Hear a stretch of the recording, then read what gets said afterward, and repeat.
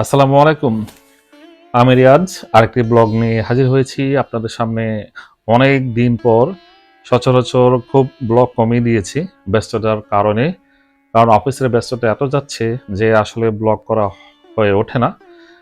আজ 16ই ডিসেম্বর, আজ আমাদের বিজয় দিবস একদিকে, আরেকদিকে আমার বিজয় দিবস। এই দিনে আজ থেকে 16 বছর আগে 2008 সালে 16 ডিসেম্বর আমি বিবাহে আবদ্ধে বন্ধন হয়েছিলাম। আমাদের বিবাহবার্ষিকী 16 বছর পূর্ণ হয়েছে। তো 16ই ডিসেম্বর বিজয় দিবস কেবল একটি দিন নয়, এটি আমাদের সংগ্রামের ইতিহাস, মুক্তির গান এবং গৌরবময় এক ঐতিহ্যের স্মারক। আমাদের দায়িত্ব এই দিনে শহীদদের স্মরণ করা এবং তাদের স্বপ্নের বাংলাদেশ গড়ে তোলার পথে এগিয়ে যাওয়া। দুপুরের পর খাওয়ার পর যখন বিশ্রাম নিচ্ছিলাম, আমার বড় ছেলে শান আবদার করেছে, বাবা একটু ঘুরে আসি। বললাম কোথায় যাবে? বল হানকাটা ব্রিজ। তো হানকাটা ব্রিজটা আসলে এই সময় যাওয়া কোনো লাভ নেই, পানি নেই। যাক, আমরা সবাই রাজবাড়ি মাঠে এসেছি। গাজীপুর রাজবাড়ি মাঠ, বিশাল একটা বড় মাঠ। মেলায় এসেছিলাম, বিজয় মেলা। কিছুই দেখা হয়নি, মেলাতে তেমন কিছু ওঠেনি, কিন্তু অনেক মানুষের ঢল নেমেছিল, প্রচুর মানুষ এসেছিল। কারণ এই বিজয় মেলাতে অনেক ধরনের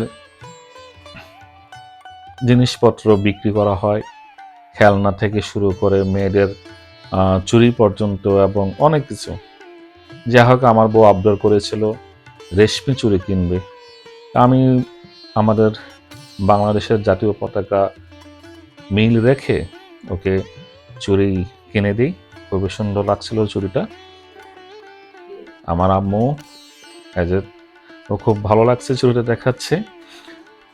যাক, বের হয়ে আমরা একটা কোনায় একটা সাইড মাঠে বসেছি বাদাম খাওয়ার জন্য। কিছুটা বাদাম কিনে রেখেছিলাম আগে, বাদাম খাওয়ার পালা, এখন বাদাম খাচ্ছি। 16 ডিসেম্বর নিয়ে আসলে কি বলবো, কারণ আমাদের যারা বাঙালি, আমাদের একটা গৌরবময় দিন। সবার জন্য এই গর্বের দিনে শ্রদ্ধা ও শুভেচ্ছা সবাইকে জানাই, এবং বিজয় দিবস উপলক্ষে সবার জন্য শুভেচ্ছা। যাক, আমরা মেলা থেকে বাসায় ফিরে আসি। এটা একটা বটি দাও সততা থেকে কিনেছি। ফেসবুকে একটা অ্যাড দেখেছিলাম, আমার বউ আবদার করেছে এই বটি দাওটা কিনে দেওয়ার জন্য। কারণ আজকাল মহিলারা দাঁড়িয়ে কাটতে অনেক স্বাচ্ছন্দ্য বোধ করে। অনেকে আবার কোমরের ব্যথার জন্য বসে কাটতে খুব ব্যথা অনুভব করে, সেই জন্য এই বটি দাওটা এনে দিয়েছি। দাঁড়িয়ে দাঁড়িয়ে এখন সে কোটাকাটি করতে পারে, তার কাছে খুব ভালো লাগে।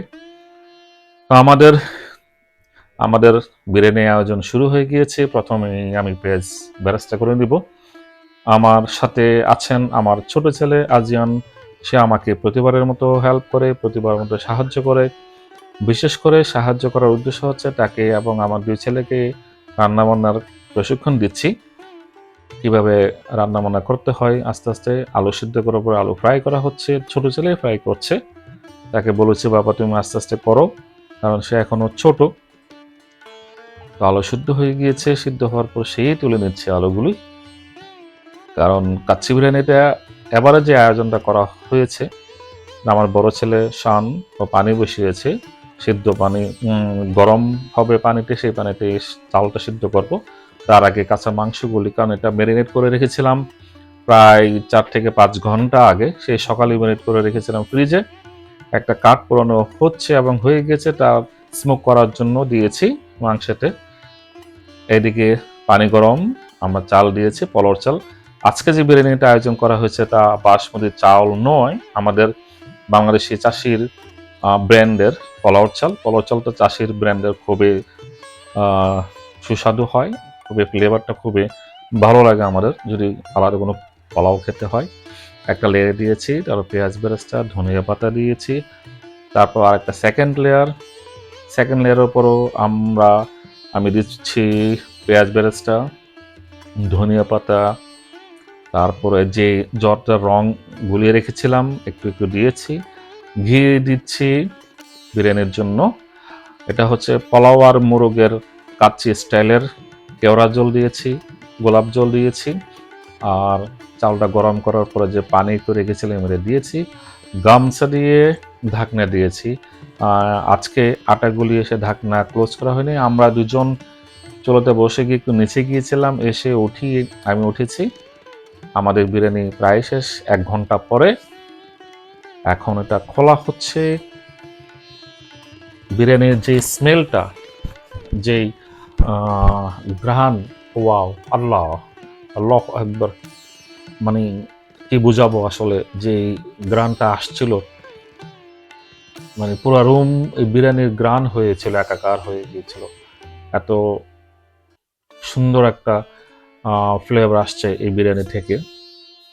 বিরিয়ানিটা দেখতে মাশাল্লাহ, আলহামদুলিল্লাহ, আলহামদুলিল্লাহ, আল্লাহ আকবার, আল্লাহ আকবার, ইয়া হাবিবি, ইয়া হাবিবি, আল্লাহ, আল্লাহ, সেই আল্লাহর নিয়ামত। খুবই টেস্টি হয়েছে। আমার ছোট ছেলে আজিয়ান, সে বিসমিল্লাহ বলেছে এবং সে খেয়ে বলছে নাইস। আমি বিরিয়ানি দিচ্ছি। আপনারা যেখানে থাকুন ভালো থাকুন, সুস্থ থাকুন। আল্লাহ হাফেজ।